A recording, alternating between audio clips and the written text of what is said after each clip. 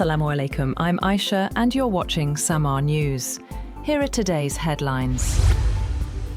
President Donald Trump has blamed Iran for shooting down a US Apache helicopter during a patrol mission over the Strait of Hormuz and vowed that Washington would respond. In a social media post, Trump said both American pilots survived the incident without injuries, but described the downing of the aircraft as an attack that could not go unanswered. The development raises fresh concerns about the stability of the fragile ceasefire reached earlier this year.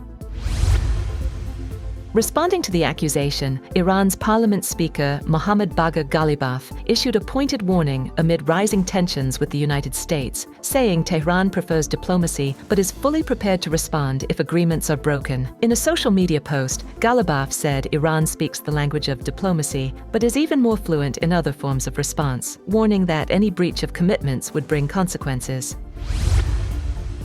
A United States Army Apache helicopter gunship has gone down near the Strait of Hormuz. US President Trump confirmed that the 2 crew members were safely rescued. The New York Times first reported the incident, citing 2 people briefed on the matter. It was not immediately clear whether the Apache was shot down by Iranian fire, suffered a mechanical failure, or went down due to another cause. One person familiar with the incident said the matter was under investigation and spoke on condition of anonymity.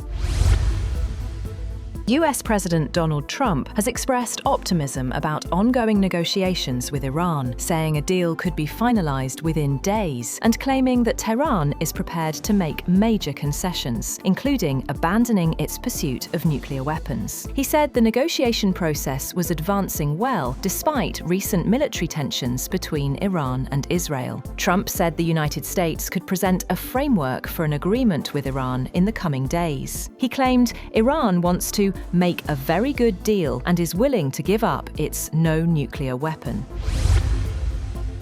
US Vice President J.D. Vance has said that a long-term agreement with Iran is in America's best interest, even if it does not fully align with Israeli preferences. In an interview, Vance said that recent developments have created the opportunity for a lasting settlement on Iran's nuclear program and expressed confidence that President Donald Trump can secure a deal.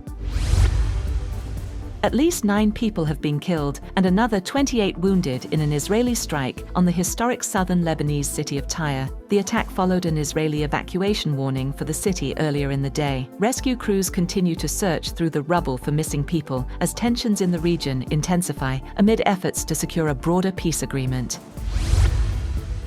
UN Secretary-General Antonio Guterres has called for all parties in the Middle East to respect existing ceasefires and immediately halt further attacks. Expressing deep concern over escalating violence, Guterres said ceasefires in Iran, Lebanon and Gaza Strip must be fully upheld and warned against actions that could derail diplomatic efforts. He also urged the reopening of border crossings into Gaza to allow humanitarian aid to reach civilians, stressing that dialogue and negotiations remain the only path to lasting peace. A federal judge has struck down a $100,000 fee US President Donald Trump imposed on new H-1B visas for highly skilled foreign workers, concluding that it constituted an unlawful tax Congress never authorized. US District Judge Leo Sorokin in Boston issued the ruling in a lawsuit filed by 20 Democratic state attorneys general, challenging a fee Trump announced in September that dramatically raised the cost of obtaining H-1B visas, which tech companies in particular rely heavily on to bring on foreign workers. The US has added Chinese e-commerce giant Alibaba, internet search provider Baidu, and automakers BYD and NIO to a list of companies it believes are aiding Beijing's military in a move that could inflame tensions between the countries. The long-awaited update supersedes a list from early 2025 and comes less than a month after President Donald Trump met China's Xi Jinping on a visit to Beijing, where the 2 leaders maintained a delicate trade war truce.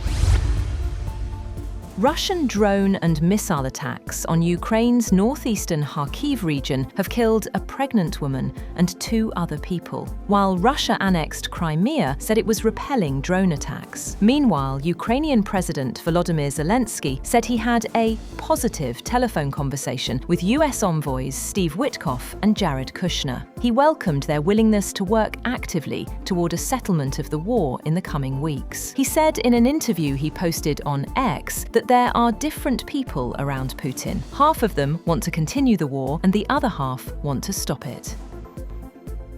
That's all for now. For more updates, visit www.SAMAA.tv.